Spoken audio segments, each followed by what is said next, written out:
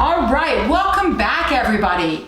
Today I'm going to show you how to make a banana cream pie. And let me tell you what, this is not the best banana cream pie in the whole world. The best banana cream pie I've ever had was made by a woman named Lisa, but she only makes it for us once a year. She makes it for my boyfriend, and sometimes he shares and sometimes he doesn't.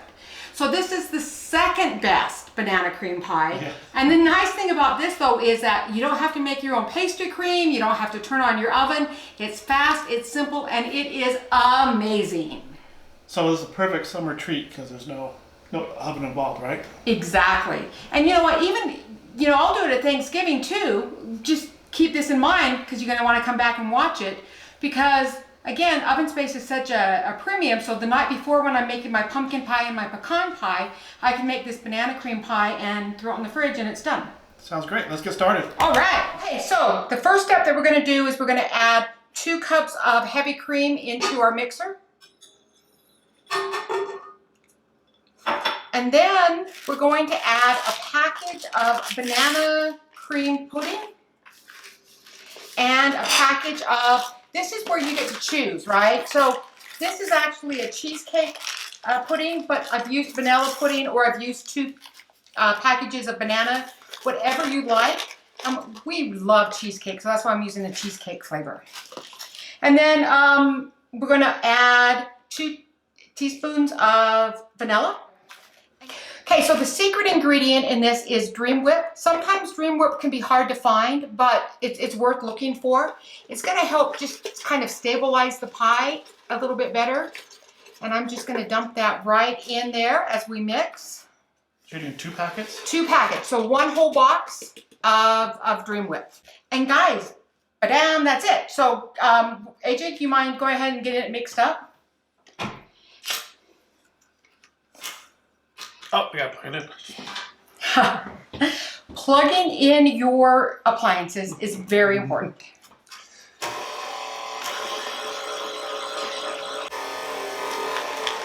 Okay, let's call that good. All right, guys, let's talk about pie crust for just a second. This is where you get to do whatever it is that you want to do. I really cheated today. I just bought a store-bought graham cracker crust, which is embarrassing, I know, because it would have taken 15 minutes to do a graham cracker crust. But some things that I've done differently is I've made a crust using pecans, which was really good for banana cream pie. I've also done like a chocolate Oreo cookie crust or a cream Oreo cookie crust. They work out beautifully as well. If you really are a baker, bake yourself a shell, whatever it is that makes you most comfortable.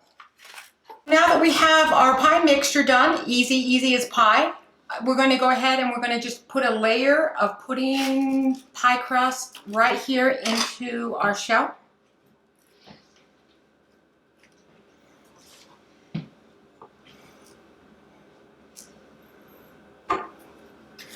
And just kind of spread it around. You know, the painter that does all the happy trees, we're going to do a happy pie. Bob Ross? Bob Ross, yes. I used to love watching him. Happy little pies. Yeah. It was just always so, I can't paint, but it was just so relaxing, right? And this is relaxing too because I know I'm going to get to eat it.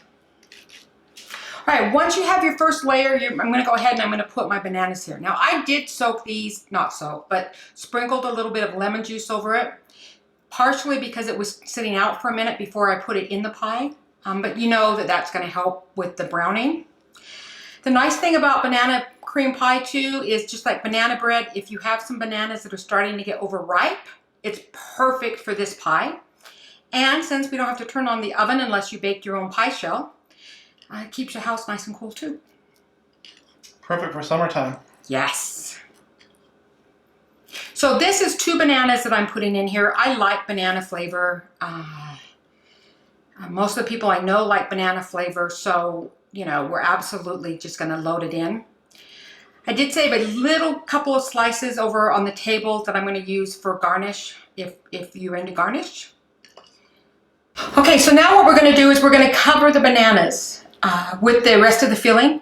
Here's the thing, right? If you can make sure that you're just sealing the bananas into all of that gray pie filling and not letting the air get to the bananas any more than they already have, you're not going to get that. I don't know if it's really called oxidation, but that's what I'm going to call it. And then your pie is still going to be good tomorrow because the bananas aren't brown. And not that there's anything wrong once the bananas turn brown. It's just some people are funny. They don't want to eat it once that happens. Because we do kind of eat with our eyes sometimes.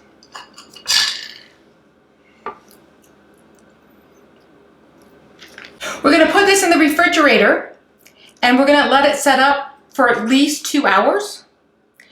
After the 2 hours are up, we're going to make some whipped cream. So I want you to hold on for that because I am going to show you a trick to help stabilize your whipped cream a little bit. And then we're going to eat it. So stay with us, everybody. And while you're waiting, go ahead and hit that button and subscribe.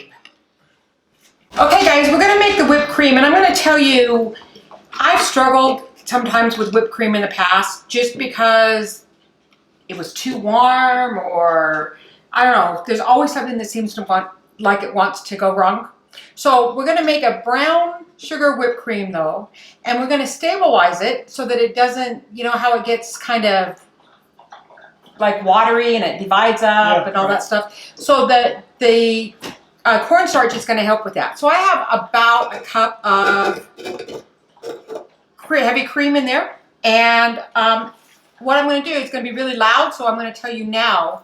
I'm going to go ahead and add 2 tablespoons of brown sugar and a tablespoon of vanilla.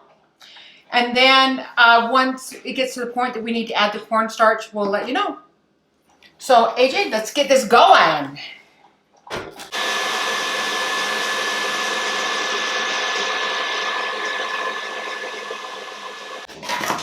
Okay, so once your whipped cream has gotten to that soft peak stage, if you really want to stabilize it, and like I said, this is just kind of a new trick that I've learned. My daughter even asked me, what do you do with cornstarch? Well, the answer is everything. But I'm going to add 2 tablespoons of cornstarch to my whipped cream, and that's just going to really help, and I'll show you what it does with the consistency here in just a second. And then we're going to whip that up. Okay, so if you can look and see lovely, lovely consistency with the whipped cream, you know, it's going to kind of hold on to stuff and it won't separate overnight. So if you're going to make your pie and you're going to put the whipped cream on top, you can do it now and still enjoy it tomorrow. And then I'm just going to add a slice of banana, and we're just going to show you a piece here in just a minute. Great. I really like the fact that this has the filling and then the bananas and then the filling. That just makes me a happy girl. But are we ready to try it? I'm ready. Okay, let's go. I'm going to take the first bite.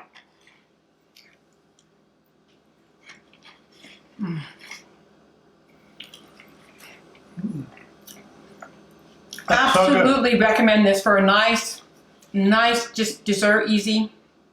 So taste, savor, enjoy, subscribe, tell your friends. We'll see you next Thursday. Yeah.